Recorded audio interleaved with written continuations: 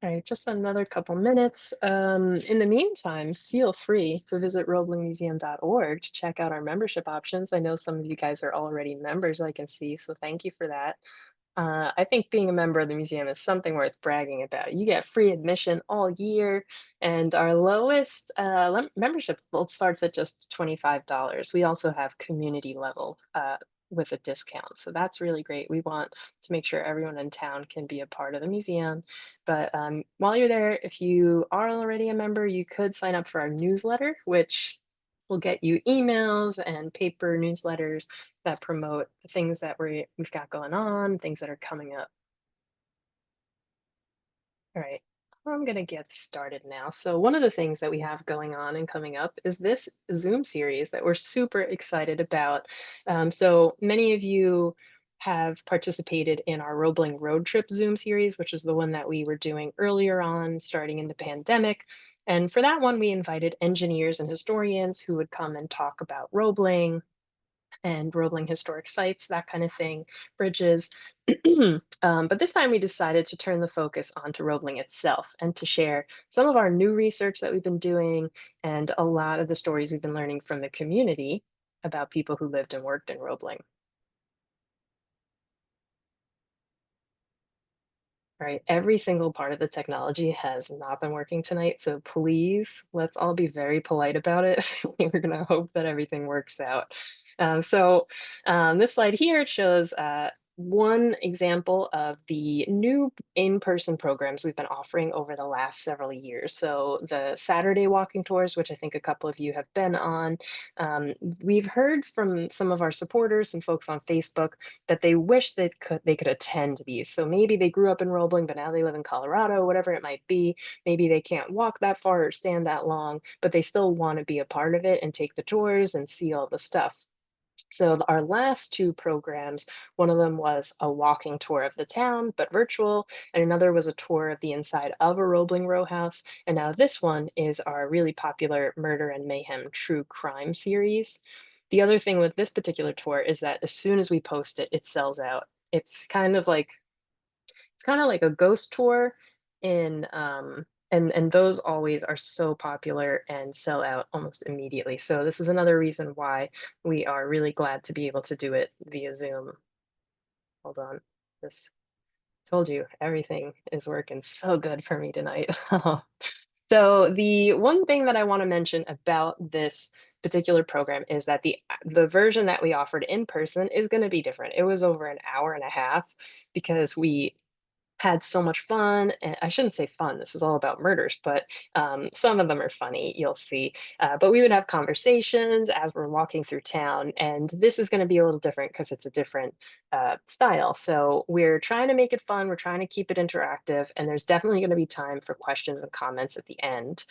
There are way more crimes. That kind of makes it sound like Roebling is a hub of crimes. It's not. We're sharing 10 tonight, and Roebling has been Roebling since 1905. But we started to do the research for a second tour. So as we're going, if anyone has ideas for crimes or like notorious stories, you'll see kind of the vibe of what we're talking about. Definitely let us know, drop it in the chat, or send us an email, stop by the museum. We'd love to hear about it. And we will hopefully be posting this on YouTube unless everything goes incredibly wrong, which it won't. Everything will be great. But all of our other programs are posted there. So you can see just in this screenshot our Roebling road trips, but the previous programs I just talked about are on there as well. So if you go to YouTube and just search Roebling Museum, you'll find our channel, and that's where they all are. So tonight's program, I'm going to run us through an amazing presentation. And as we go, you're going to see pop-ups on your screen asking questions. If you're a participator, you can answer those. And it'll be fun. If you're not a participator, feel free to cancel it and go back to the presentation. But also as we go, we would love if you were submitting questions and comments in the chat or in the Q&A as we go. So Trish, who is a panelist. Hi, Trish. Can you say hi? Hello.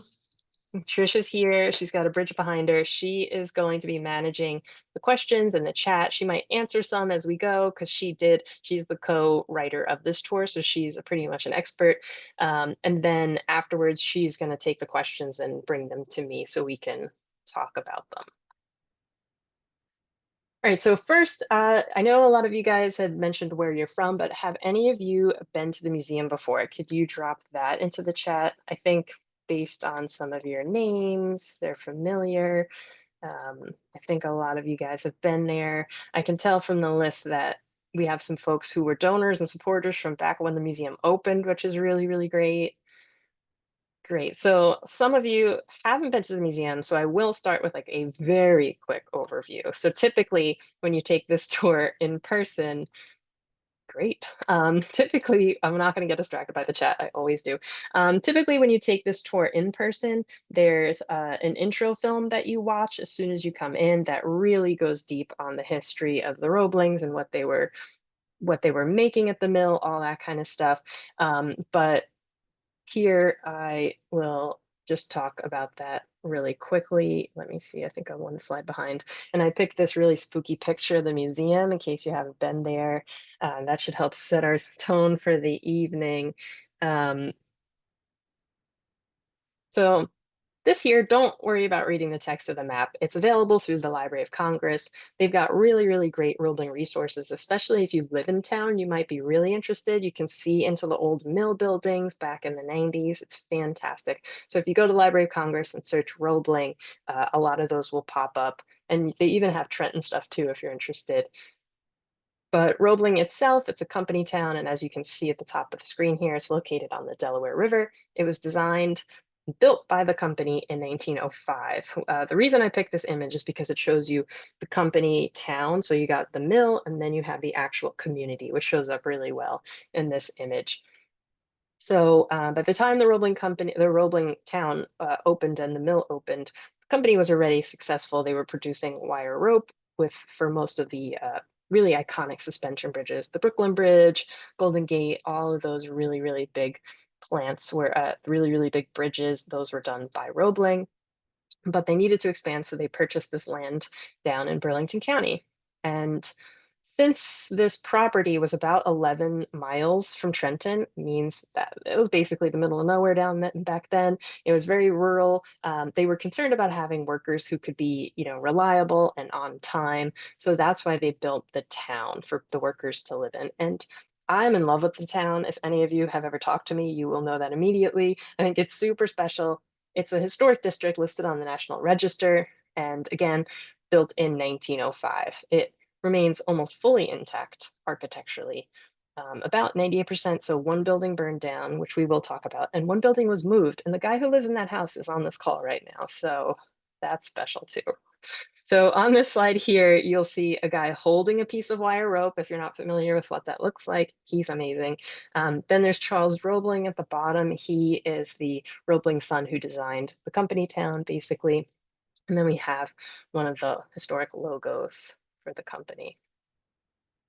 So really quickly, of course, as the executive director, I'm going to encourage you all to come visit the museum. Even if you've been there already, come back and you can learn more about the town, the company, and the Roebling family. This slide here really shows we're more than just a museum. We've got the museum itself with our exhibits. Then we have the historic mill yard outside, which now has an exhibit in itself with all these amazing markers that you can learn about the trains, etc.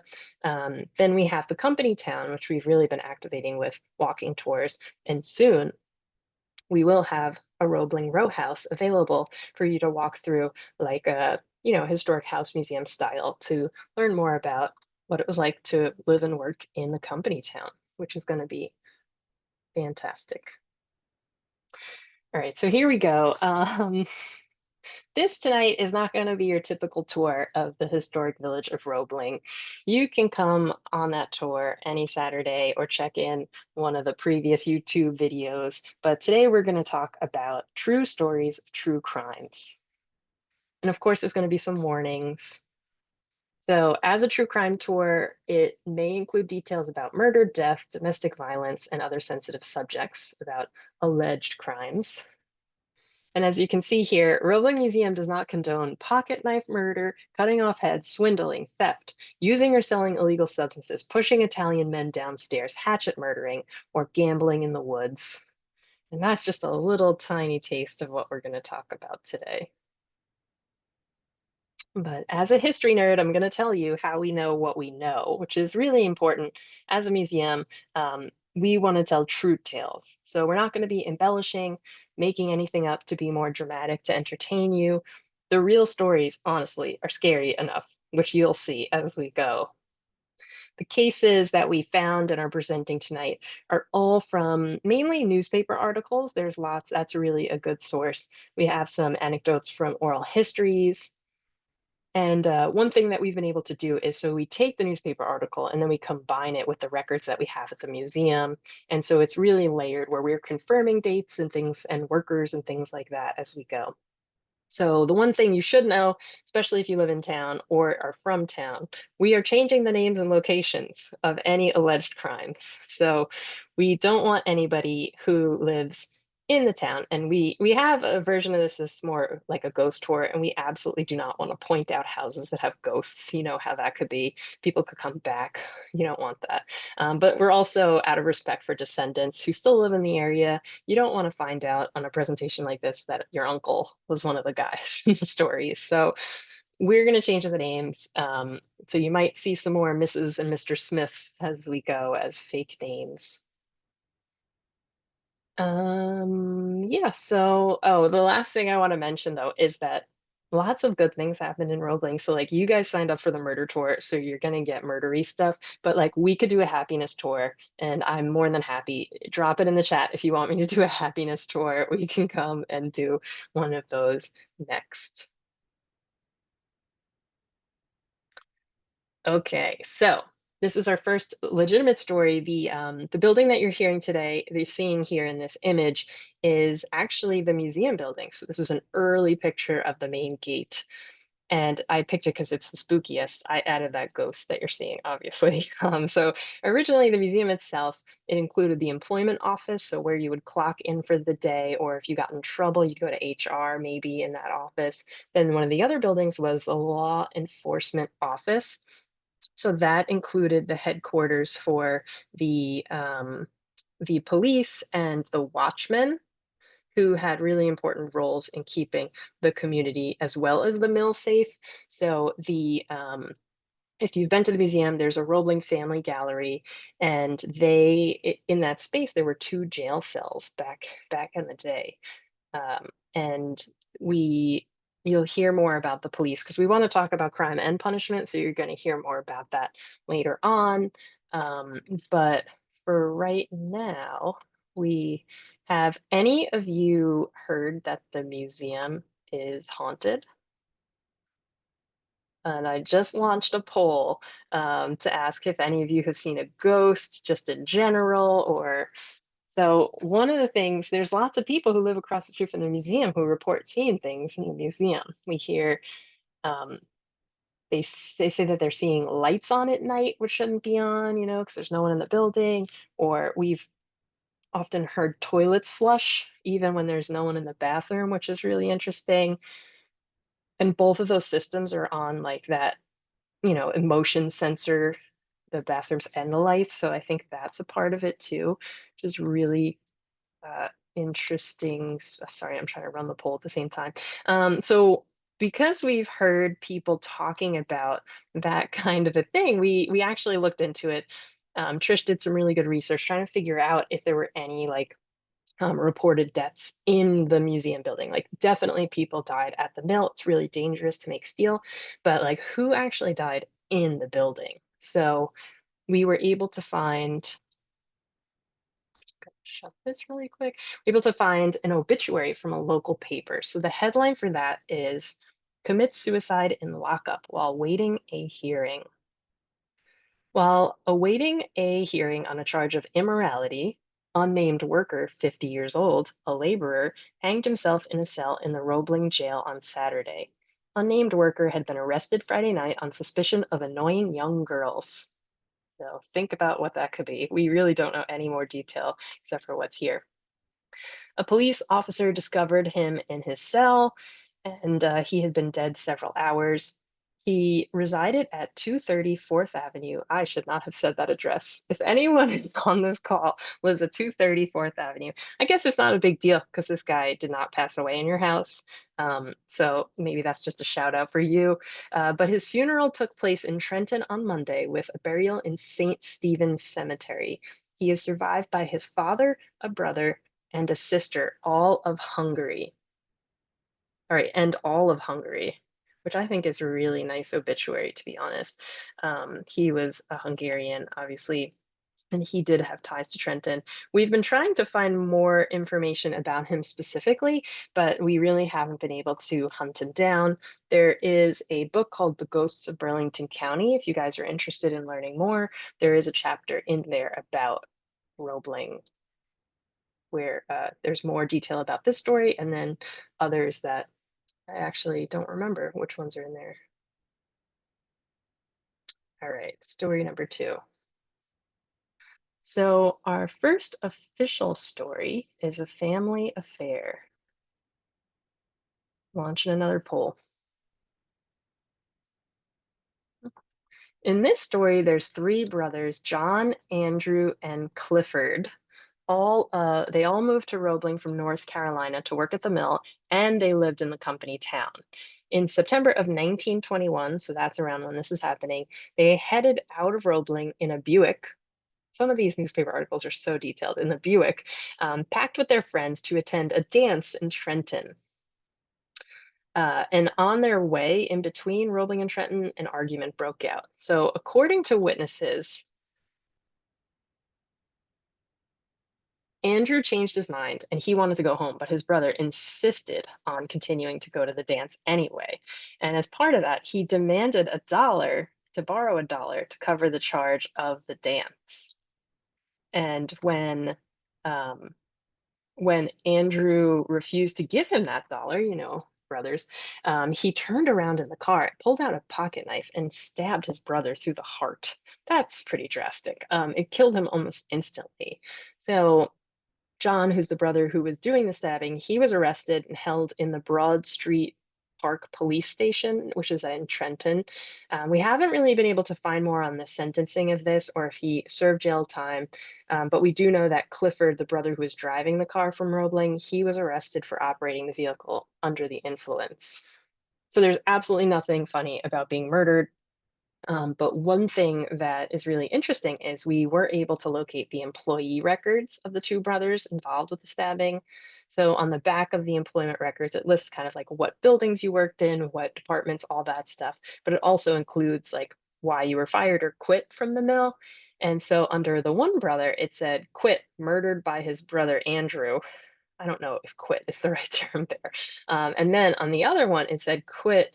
Sorry. One said murdered his brother Andrew. The other one said murdered by his brother John. But the one that said murdered by his brother said rehire okay, which is really like it must have been some kind of a typo because we all know you can't rehire someone who has passed away. We're still learning a lot more about those worker records and how all the little codes work on there. So our next story, and you don't need to hold on a second.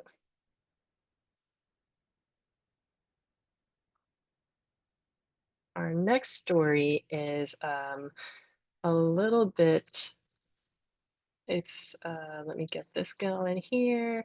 Um, it's for those of you who are familiar with Roebling's history, you might know that over by Railroad Avenue and Amboy Avenue, there's a section, and it was a real big hot spot for gambling. So Atlantic City itself really didn't become Atlantic City until like the 1970s. So before that, people were coming to Roebling. We had like Lou Costello, Louis Prima, even Babe Ruth might have been one of the celebrities that stopped in Roebling. So you can imagine there's a lot of wild tales about nightlife, but we're going to focus on this one in particular.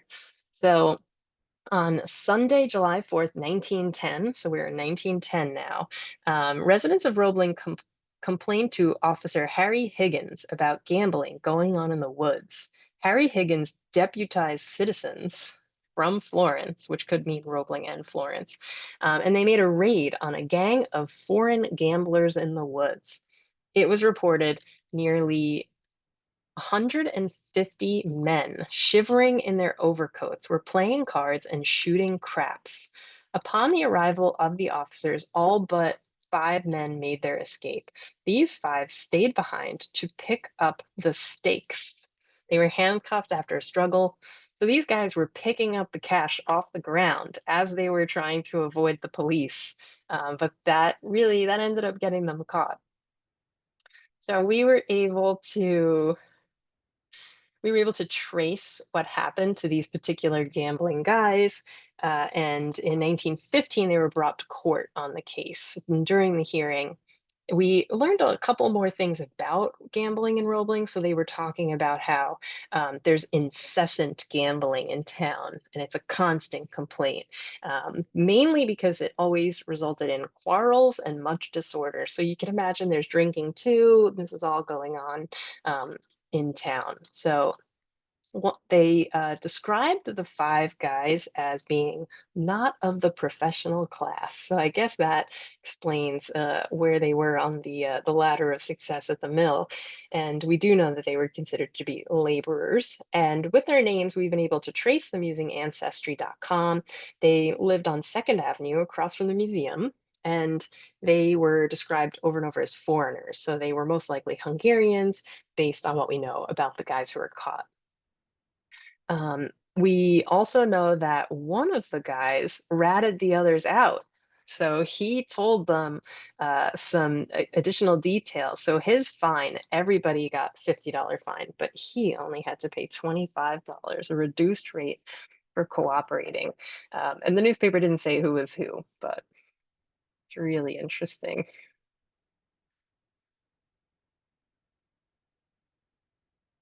All right, now we're going to talk about Charles Roebling. You guys might recognize him. There's a statue in the center of town. He is the Roebling who founded our town and planned out the streets of the company town. And one thing that I usually mention during the walking tours is even though we're going by mansions in town, the Roeblings themselves lived in Trenton. They did not live in Roebling themselves. But this stop on the tour is really about how crime affected both the rich and the less fortunate. We were able to find a newspaper article from 1911 that explained Charles Roebling's house in Trenton was robbed.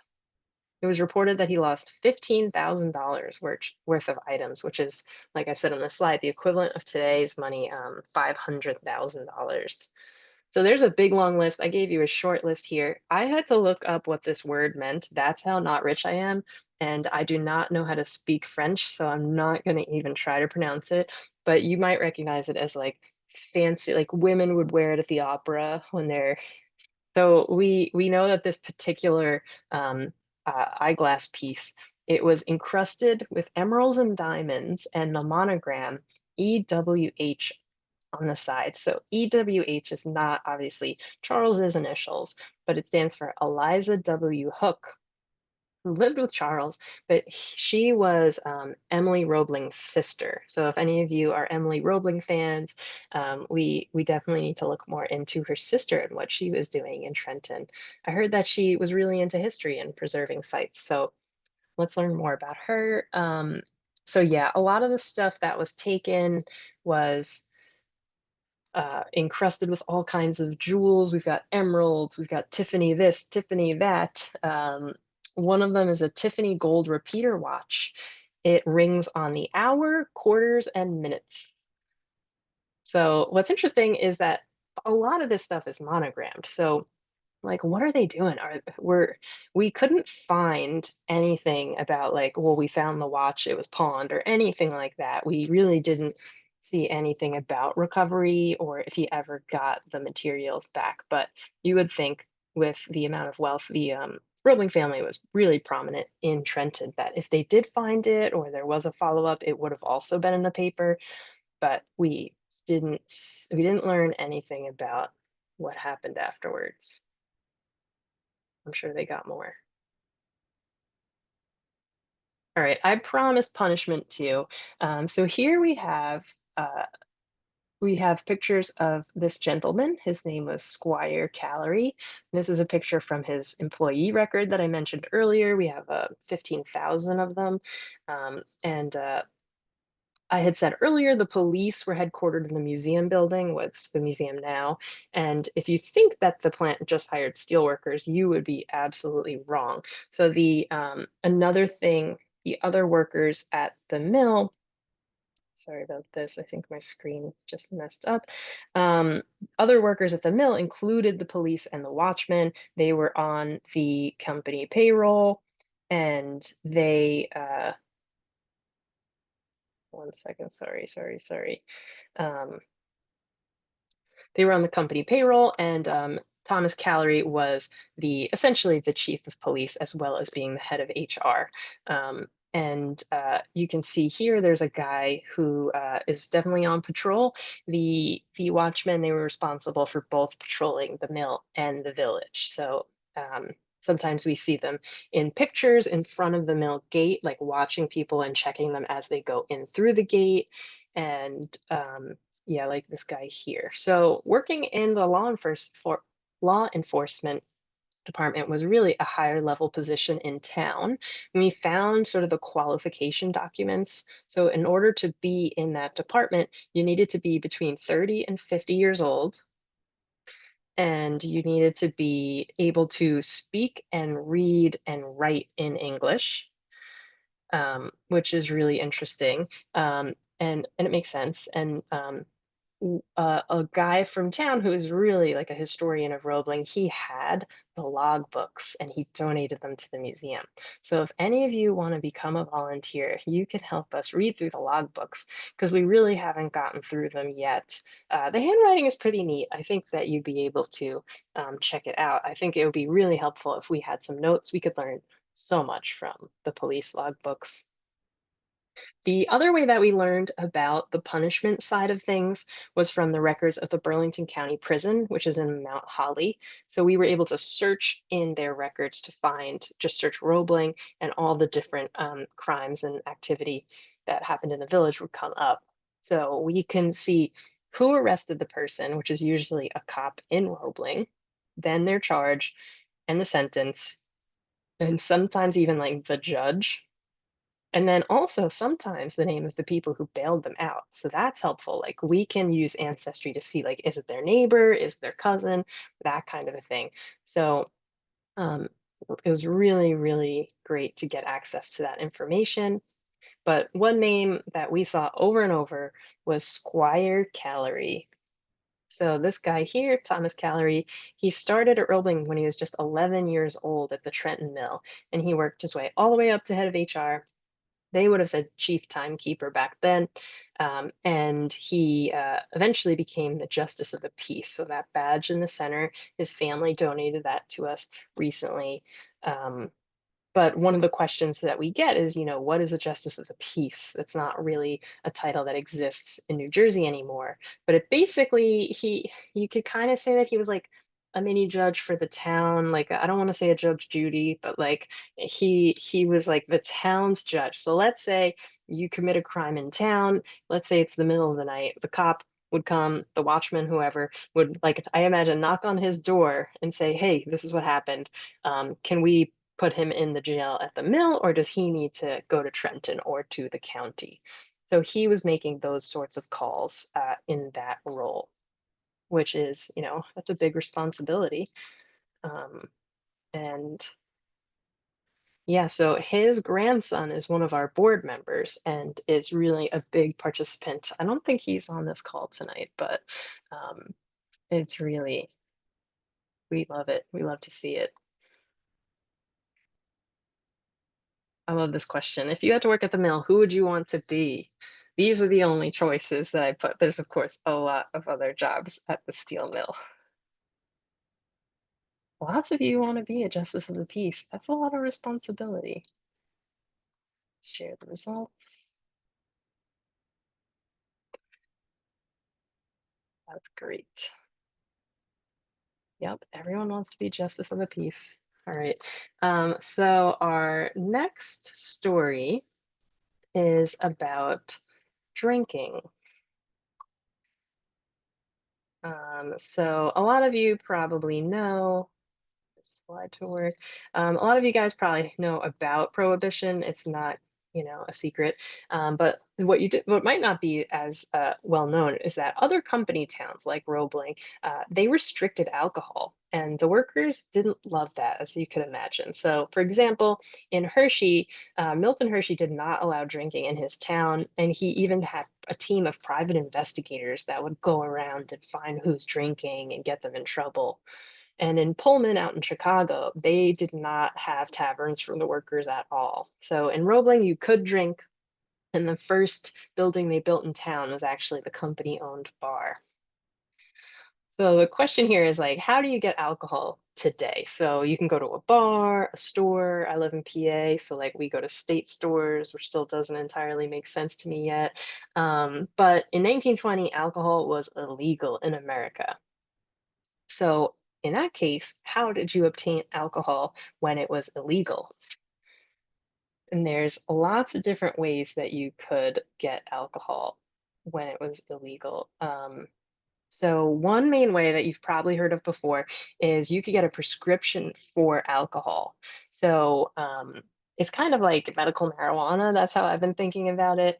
But the doctor in town could write you a prescription basically for alcohol. So what they called it was spirituous frumenti. That was, they have to have like a medical word to make it sound less like alcohol, fancy it up. And basically what that means was whiskey. That's just a real fancy way to say whiskey. So you could go to the Roebling drugstore, and there is a local guy. I think he lives in Bordentown. He used to run the drugstore in town. He came over one day with his grandson and brought us prescriptions for alcohol signed by Dr. Hornberger in town. Which was really amazing to see. We're so glad to have those in our collection. I think as a culture, we're laughing about prohibition and all the crimes that had happened back during that time. Um, but uh yeah, it's out there. The other thing about the alcohol though is that it's a real small town. So let's say that you are making moonshine, you might be doing that down the street from a police officer who's employed by company. So you know how small towns, everybody knows everybody's business. That's also true in this time. So without naming any names, here is a quick list of some of the prohibition alcohol busts that we found from just one newspaper articles. There's a ton of newspaper articles about this. Um, so in this case, the first house they went to, they found wines and liquor. The second house they went to was whiskey and wine. The third house they went to was 90 gallons of moonshine and 100 gallons of mash, which is what you use to make moonshine.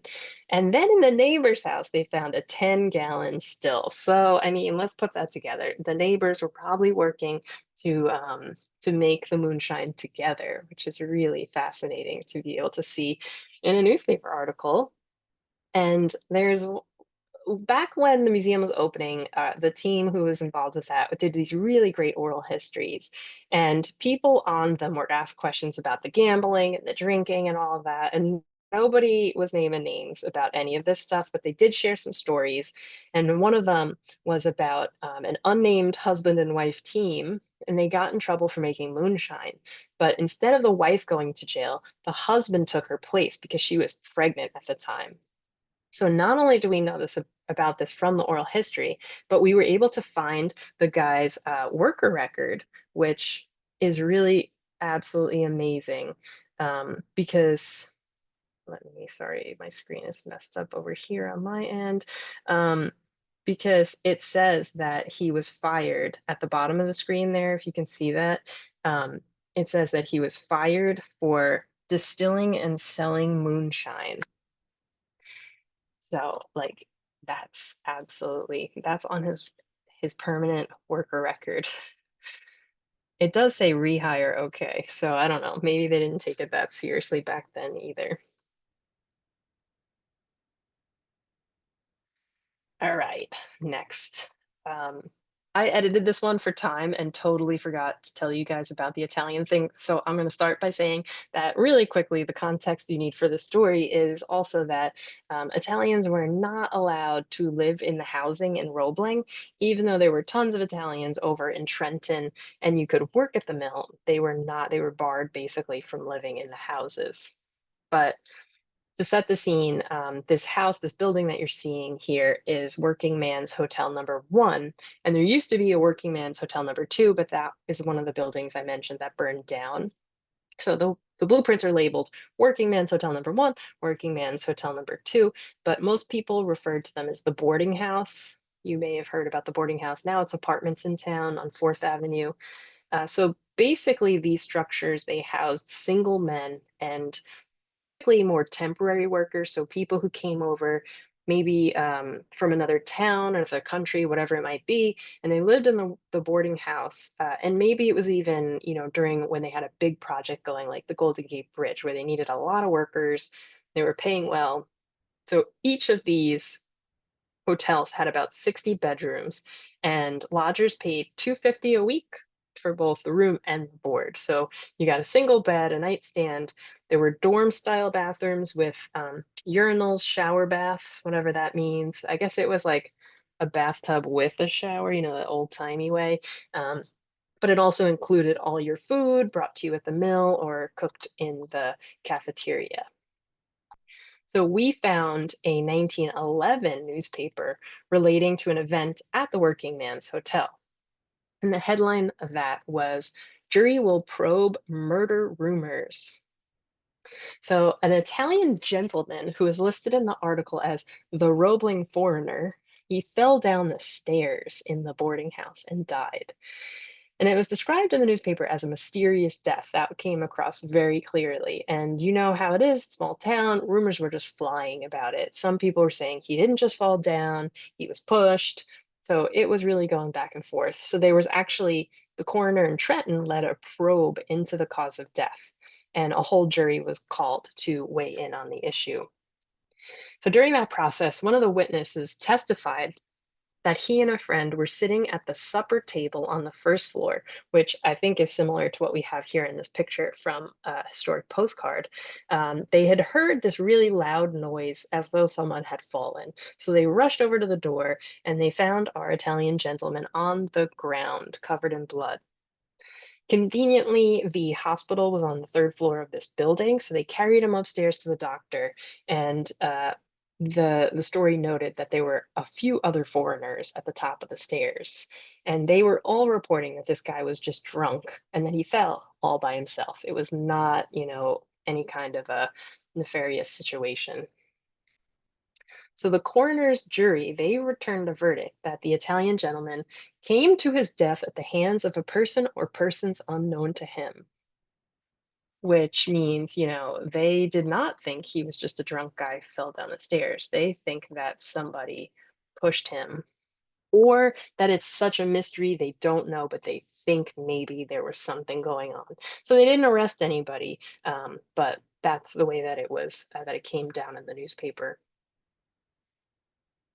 Um, so because Italians were banned from the town, it's like, was he pushed down because he was an Italian? The way he keeps being described by foreigner, that was common, but still, was it an accident? Was he drunk? It's also a mystery.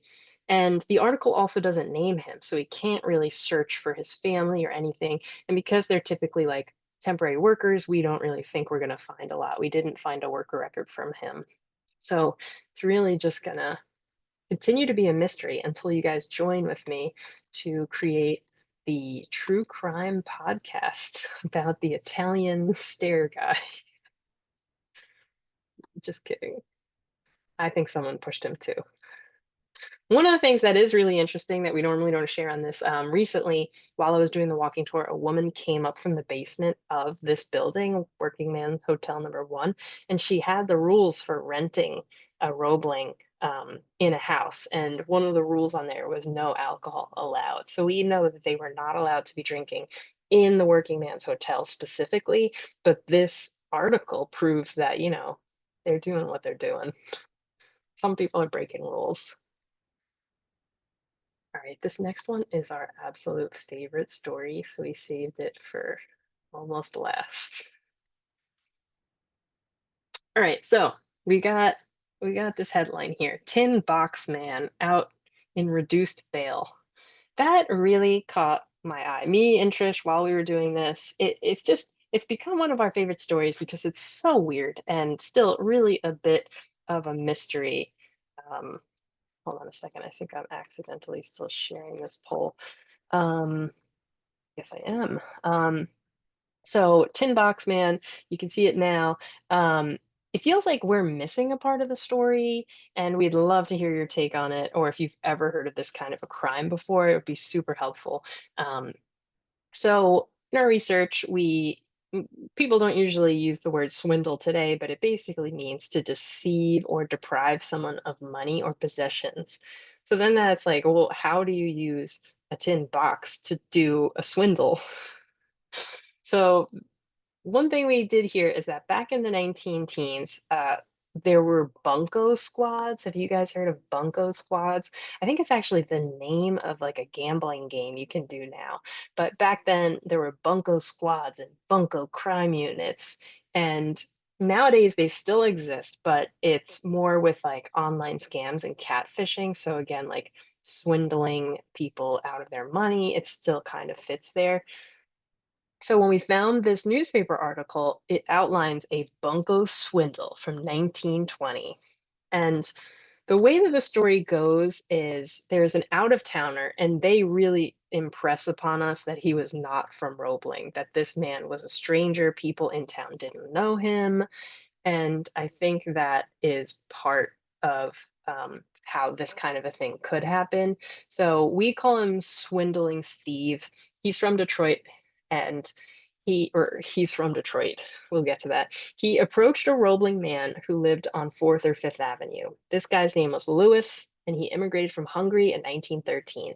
He had been in the US for about 7 years when this all happened. So the articles that we found said that Swindling Steve approached Lewis with the deal of a lifetime. He told Lewis that he would sell him a tin box for $600, but inside the box was $15,000. And, one of the articles said that Lewis was really interested because he wanted to distribute the money for charitable purposes. Which could be true. I shouldn't be laughing, but like that sounds like the kind of thing you say after you get caught in a situation like this. Um, but if that were true, that's a really great opportunity, right? To take 600, turn it into $15,000. So for context, though, $600 in 1920 is the equivalent of like $9,000 today, and that would have been more than you need to buy a Model T. And the $15,000 in the box would be over $200,000. So, like, would you take the deal? I think a lot of you are saying, no way, it sounds like a scam. We got some of you interested in the mustache guy. We picture him with a mustache. But I'm just gonna share this for another second. So our friend Lewis, he took the deal. So he went, he got his $600 out from under his mattress or whatever. That's a ton of money, by the way, to have in cash at this time. And he gave it to Swindling Steve right there on the street in Roebling. And after the transaction took place, he got his box and he opened it up and he saw only three $1 bills and worthless paper. So luckily, I'd say that the story has a happy ending, at least a funny ending. According to the articles, Lewis chased down Swindling Steve, who was trying to get out of town. And they say they detained him. I'm imagining him and all his Hungarian steelworker friends holding this guy down, obviously, until the cops came. And they were both taken to Trenton by the police. And on the way to the courthouse, Swindling Steve tried to give Lewis $600, the original investment, plus an extra 50 to keep him from pressing charges. So Lewis takes the money and then he still presses charges. Swindling Steve went on trial and he skipped out on bail. and he was ultimately found not guilty. He was free. And the one thing, like we really looked into it because although Swindling Steve wasn't from Roebling, he had a really he had an ethnic name that is not very common. So we thought that we could find him on the census or something like that. But we are really starting to think that he was using an alias and that he actually probably wasn't even from Detroit, even though that's what he, reported in, to the police. So if any of you are related to Swindling Steve, please let us know because we would love to know more. Was he doing this in other places? I don't know that we're really ever gonna know that. All right, now we're on to larceny. So I mentioned earlier we have access to the historical records from the Burlington County Prison in Mount Holly. We searched the database from Roebling and we found a lot of larceny. And larceny just means taking something that doesn't belong to you. We found chicken larceny, cranberry larceny, lots and lots and lots of larceny. We've also heard in town of people being arrested for taking copper home from the mill, that kind of a thing, and definitely swiping chickens from backyards, grabbing clothes off other people's clotheslines. And this story, it's a little more complicated in larceny, and it features a woman doing crime. So feminism, women can do crimes too, I guess. So one thing you need to know if you haven't been to Roebling, a lot of you have, there's alleys down between the avenues, so behind the houses. And people would use them for chatting with your neighbors. You would maybe cut through them to get across town. People would also use them for business. So like the milkman would come down there. We heard a horseradish salesman, knife sharpener, a rag seller, and in this case, it was a jewelry peddler who was going house to house through the alley to try to sell jewelry. And in April 1921, a woman in Roebling was arrested and charged with stealing 3 sets of earrings from a jewelry peddler in one of the alleys. It was so bad that there was a warrant out for her arrest. I wrote her name down as Mrs. Smith, and I'm really hoping that that's because I changed it. If not, no, that has to be fake. I'm sure her name wasn't Mrs. Smith. But she lived on Fifth Avenue, and she got in trouble because the peddler went and turned her in to the local police at a hearing before our good friend Squire Callery.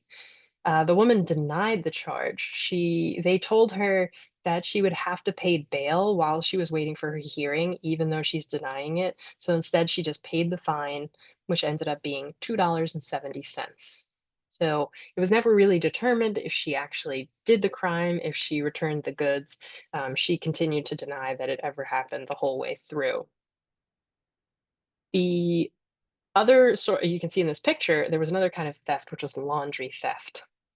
Which sounds wild to us. I don't think I would ever steal clothes off someone else's clothesline, but back then people did. So you would see all of these clotheslines in some of the houses. If you live in a Roebling house, the clotheslines are still back there, if not the actual line, but the pillars are back there. So you can sort of see and understand where they would have been back in the day before people had, like dryers.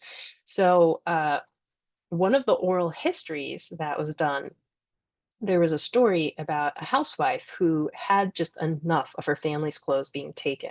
So she got her husband to solve the problem. He purchased a ship's mast from a local shipyard, and then he installed it in their backyard, running the laundry line from the top of the really tall ship's mast to the second story window. And that's how she would hang up her laundry. So it was so much higher in the air, and people couldn't steal it as they went by. Do you think that's true, though? I think that's way too cute. That sounds like too cute of a story to be true. Sometimes they are, and that would be a really smart fix.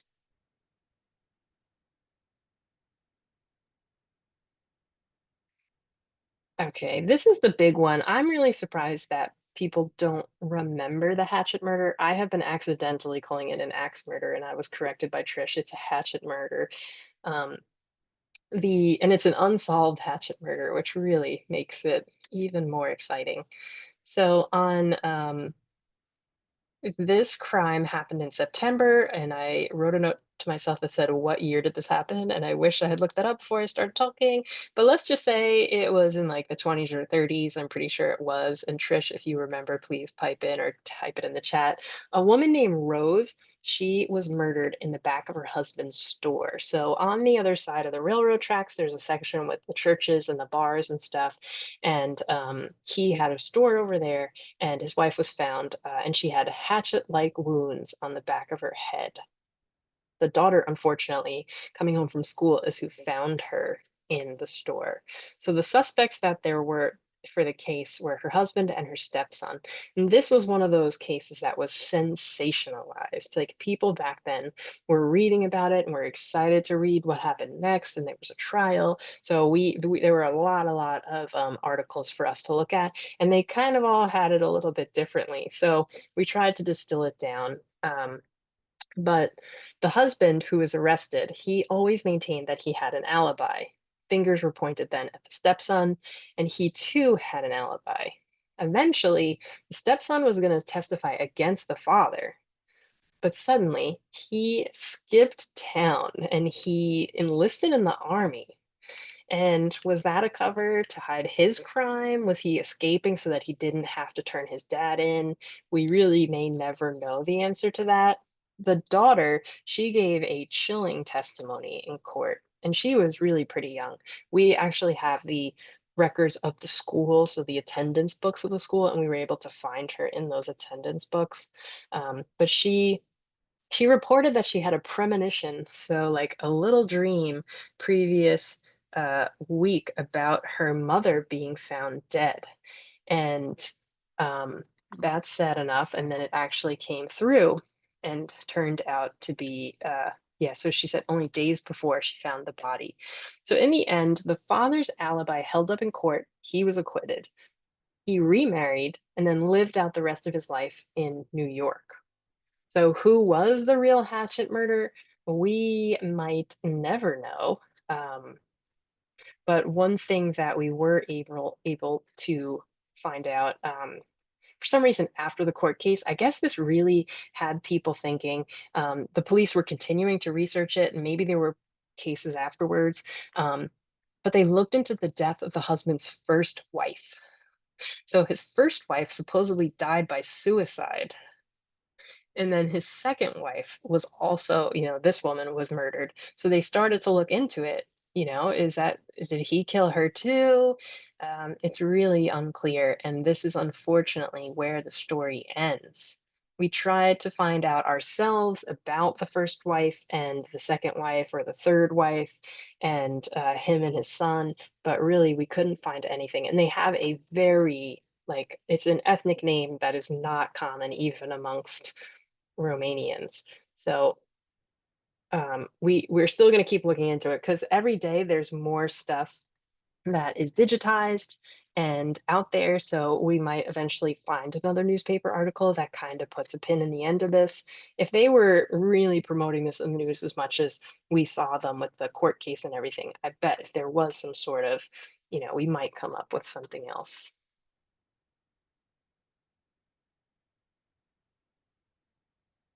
So that is actually the end of the presentation. Um, we would love to hear from you guys. Trish, if you want to come back on, any questions or comments that you guys had. I'm going to stop sharing the screen here. There was one question that you pretty much covered with the security. Did the company security handle policing within Roebling, or did residents rely on the Florence police? And Yeah, then you so covered they were the company husband. cops, yeah. But then once they sold the houses to the workers in 1947, that is when they did become more of like the traditional municipal system that we know today. And interestingly, if you know any of the cops in town, there's a lot of similar last names. So maybe the chief of police's father or grandfather was also the chief of police and shows up in some of our stories. We did an interview with him actually, and I wanted to get this clip for this presentation because he says, there wasn't any crime in Roebling. I think that would be a good starter for this presentation. I know what he meant though, because it really wasn't, this is few and far between, and we're picking like, these stories, but in a normal day, it's not really that bad over there. Anything else? You guys can't wait for the true crime podcast I see on here. Oh, someone, Trish, is asking about the guy who ended up in the molten steel. Do you want to maybe talk about that a little? So there was an urban legend in Roebling that, as Lynn had stated before, how dangerous it was to work at the mill. And there was a story that was passed down to me, and that I don't know how many other people have heard it, but that while tapping one of the ladles at the mill, that the worker had fallen into the molten steel, and they weren't sure what to do with the pour or the ladle, so they supposedly buried the entire ladle with everything in it. The poor man who fell in, and it hasn't been found. So if it is true, it would have had to have been buried really deep, because there's the same size ladle that sits in the front of our mill yard.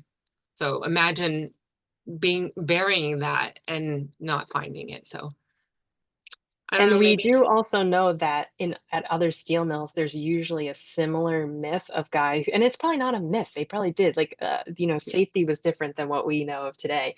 So I think it was out in Ohio. We saw Trish. There's this Facebook group we're a part of. It's about like steel mill history, and they posted a picture of a memorial of the guy at their mill who fell into the vat of steel. So we think that there might be that kind of a story at all the mills, which is really interesting too. Yeah, there was a memorial for a worker that had fallen into the ladle at another mill.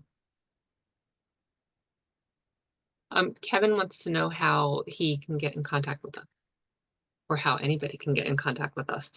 Yeah, absolutely. So if you want, on our website, there's a contact us form, and I actually answer all of those emails, hopefully in a quick enough time.